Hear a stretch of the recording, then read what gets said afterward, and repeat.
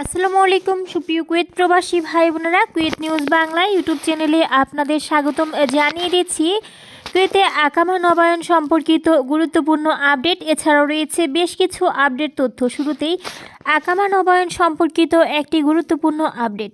একটি স্থানীয় আরবি দৈনিকে প্রকাশ করে বলা হয়েছে যে কুয়েত দীর্ঘদিনের ব্যবধান মেটাতে প্রবিধানের আধুনিকরণ এবং আন্তর্জাতিক মানের সাথে সারিবদ্ধ করার জন্য একটি সংশোধিত আবাসিক আইন চালু করেছে।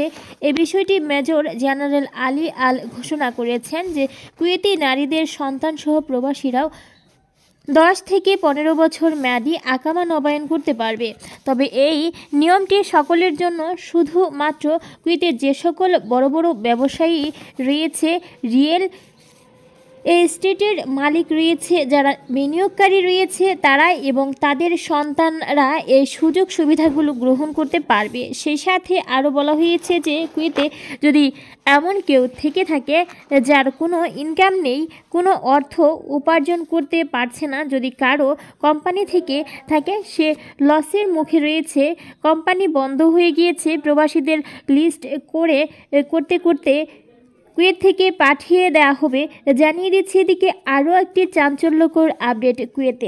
কুয়েতে বসবাসরত একজন ইন্ডিয়ান প্রবাসী, তিনি তার স্ত্রীসহ কুয়েতে কাজ করতেন।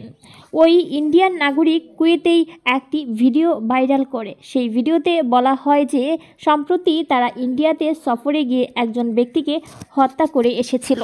জানিয়ে দিব এদিকে হত্যা সম্পর্কে আরও জানানো হয়েছে যে তার নিজ মেয়েকে ধর্ষণের দায়ে এই হত্যাকারী ব্যক্তি দীর্ঘদিন ধরে পালিয়ে বেড়াচ্ছিল।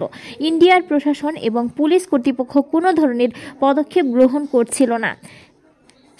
তাই সে কুয়েতে প্রবাসী ইন্ডিয়াতে গিয়ে তার নিজ মেয়ের ধর্ষণকারীকে নিজ হাতে হত্যা করে এসেছে। জানিয়ে দিব এদিকে একটি দুঃসংবাদ।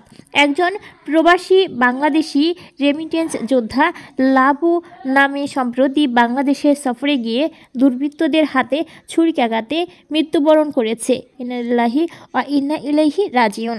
জানিয়ে দিচ্ছি কুয়েতের আরও কিছু আপডেট, গুরুত্বপূর্ণ তথ্য। কুয়েতে আসতে চালু হচ্ছে নতুন নিয়ম। মধ্যপ্রাচ্যের দেশে কুয়েতে আসা প্রবাসীদের ভিসা ইস্যু করার আগে দক্ষতা এবং জ্ঞান পরীক্ষা করা হবে বলে জানিয়েছে দেশটির শ্রম ও জনশক্তি মন্ত্রণালয়।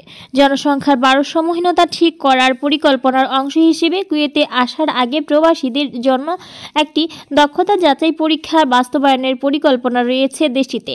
স্থানীয় সংবাদ মাধ্যম আল কাবাসের তথ্য অনুযায়ী নতুন আগতদের ওয়ার্ক পারমিট প্রদান ও নবায়ন করার শর্ত হিসেবে আগত প্রবাসীদের একটি ভালো দক্ষতা স্তর নিশ্চিত করার জন্য এই